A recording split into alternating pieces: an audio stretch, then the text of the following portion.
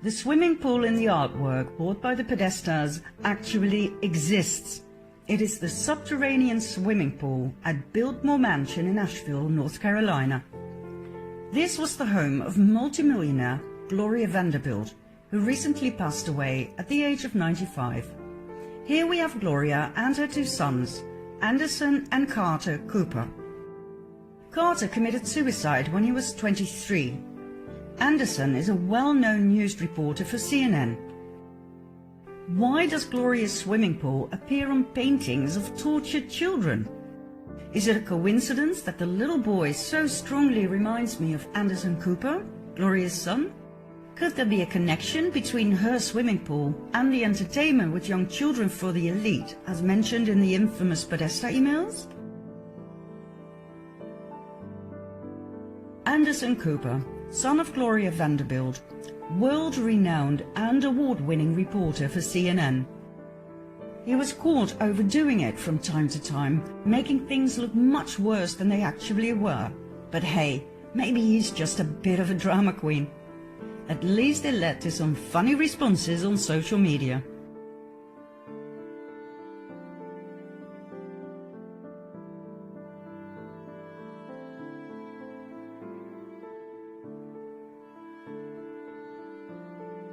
The question remains, is it okay for a media outlet to deliberately broadcast such exaggerations?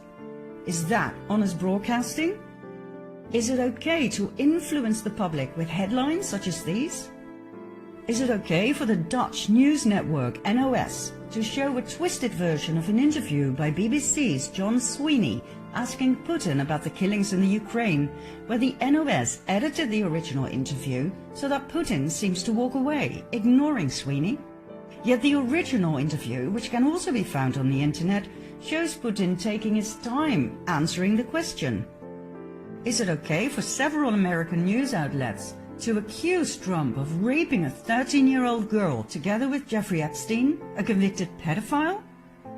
Is it okay that there's a deafening silence from the mainstream media now that the flight records show that it wasn't Trump but Bill Clinton who joined Epstein at his parties with underage girls on Orgy Island? Is it okay that Trump's words about MS-13 gang members being animals were totally twisted, obviously on purpose, so that he seems to refer to immigrants being animals?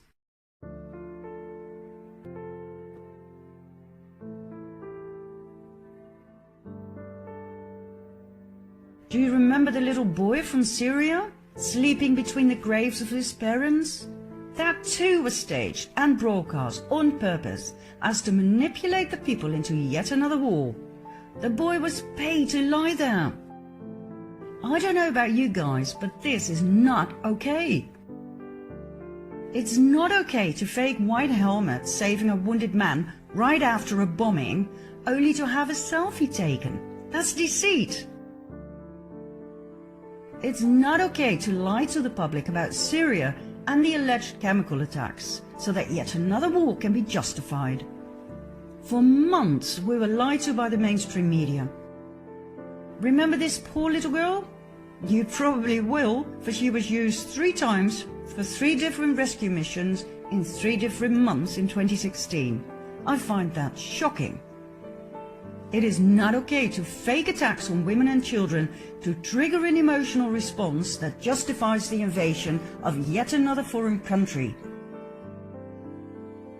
I find it horrifying to see the well-designed deceit of Western people who watch and trust the news.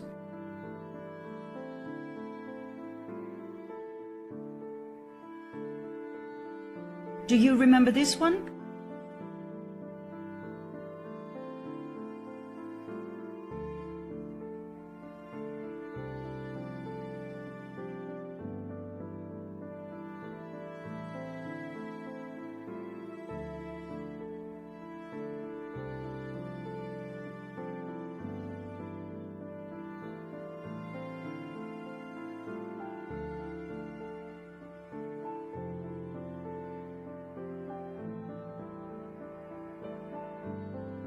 I could go on for hours with examples of fake news, but I think this is enough.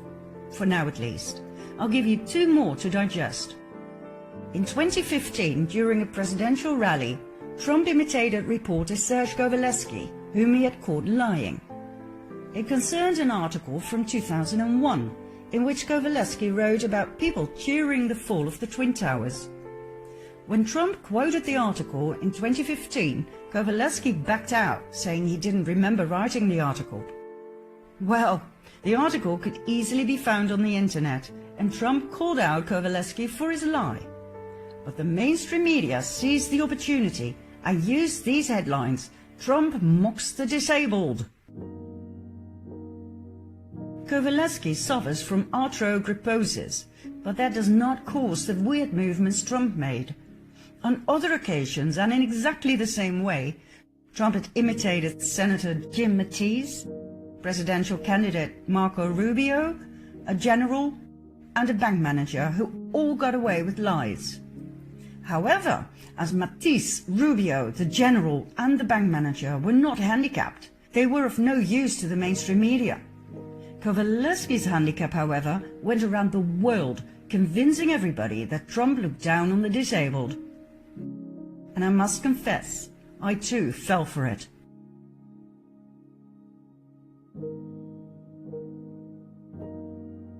Then, last but not least, for 2 years the mainstream media kept pushing the liberal agenda on Trump and the alleged Russian collusion, whereas on March 23, 2019, the Mueller investigation officially ended and nothing was found. After 2 years of doing everything they could to take Trump down, they found absolutely nothing. Trump was cleared, yet the mainstream media kept repeating, "Something has to be wrong with this president." Trump's official innocence is completely hushed up, just like they didn't say a word about the countless pedophiles that were arrested under Trump.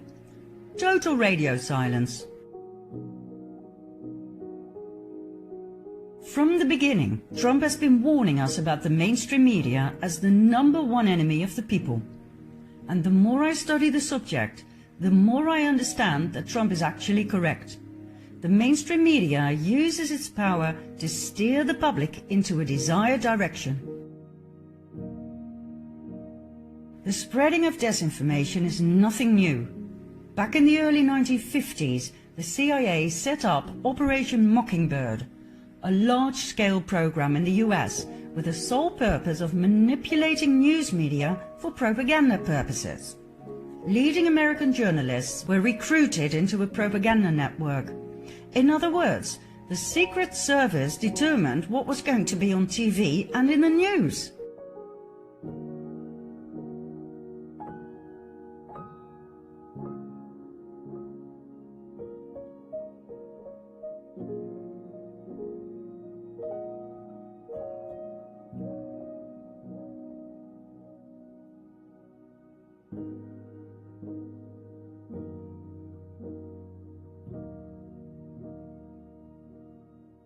Has anything changed? No, apparently not.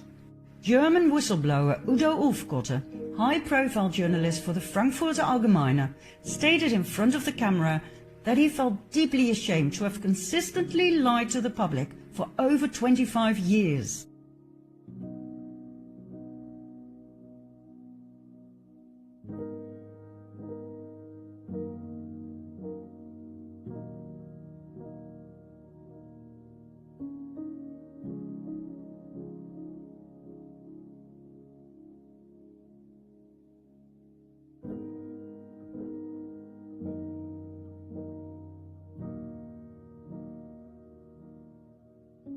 Ulfkotte died of a heart attack shortly after, in January 2017. The illusion of choice. We think, there are so many channels, how could they all be in on it? Well, that's easy. This shows you who owns whom. Do you see it? There are only 4 companies. CBS seems to be independent, but is owned by the same billionaire as Viacom. When you give people the illusion of choice, they believe they are free. And if you want to find out why the mainstream media push the liberal agenda down our throats, All you have to do is follow the money. Who paid major contributions to Hillary Clinton to support her work and the liberal agenda? That's right. CNN, NBC, News Corporation, Turner Broadcasting, Thomson Reuters, Newsmax Media, Time Warner, Viacom, Comcast, HBO, AOL, Hollywood Foreign Press Association, Public Radio International, Public Broadcasting Service, Huffington Post Media Group, Carlos Slim, the largest shareholder of the New York Times, James Murdoch of 21st Century Fox, Judy Woodruff, co-anchor and managing editor of PBS NewsHour, Howard Stringer, former president of CBS, George Stephanopoulos, ABC News chief anchor and chief political correspondent, Mort Zuckerman, owner of New York Daily News and US News and World Report, and The Washington Post, owned by Jeff Bezos of Amazon, well known for its censorship of quite a few books on controversial topics. Censorship is one of the greatest dangers to a democracy and to freedom of speech.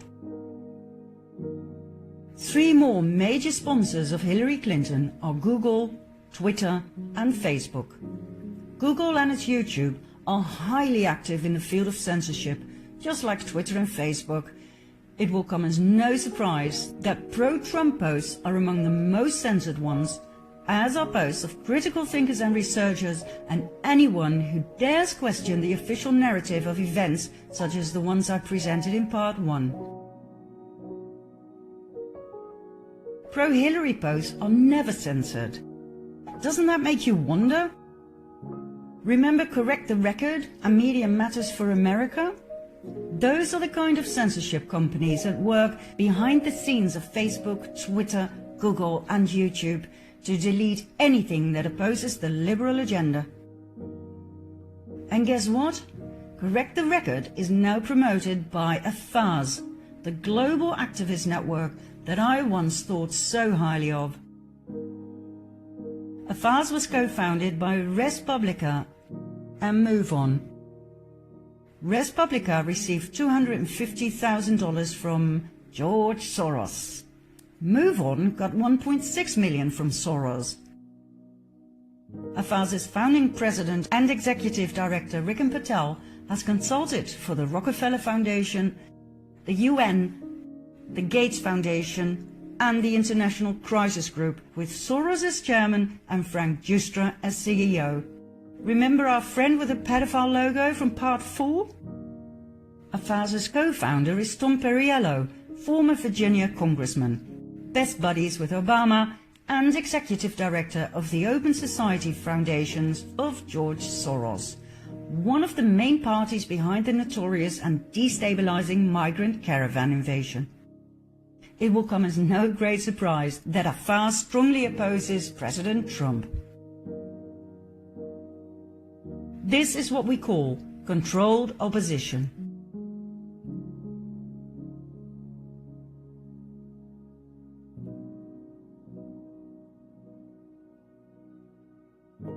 Like I said, censorship is dangerous. The so-called fact-checkers are dangerous. Snopes is one of them, set up by a couple from San Fernando Valley, David and Barbara Mickelson. The couple fell out. Barbara accused David of spending 98 grand on prostitutes, which is probably true as he divorced Barbara and married call girl and porn star Elisa Young, aka Erin Bryn, who is now Snopes' administrator. Snopes' only fact-checker is Kim LaCapria, also known as sex and fetish blogger Vice Vixen. That, my friends, is fact-checker Snopes. There are no researchers, no investigators, no lawyers, no documents to support their findings, and they are strongly politically biased. Yet they are generally accepted as fact-checker. I find that most shocking. Do you get the picture? Operation Mockingbird never ended. John Podesta, one of the key suspects in the Pizzagate scandal, got his own column in the Washington Post, writing about politics and policies. How the hell is he supposed to give an objective view of Trump, his worst enemy? John Brennan, head of the CIA till 2017, now serves as senior analyst for NBC News and MSNBC. Anderson Cooper worked for the CIA before he became a news anchor. According to himself, it was only an internship when he was 19, but I wonder how many young men are approached by the CIA for an internship. Anderson did not even have the proper education to be offered a job, yet in no time he became the face of CNN. The secret services still decide what the people are supposed to think and believe.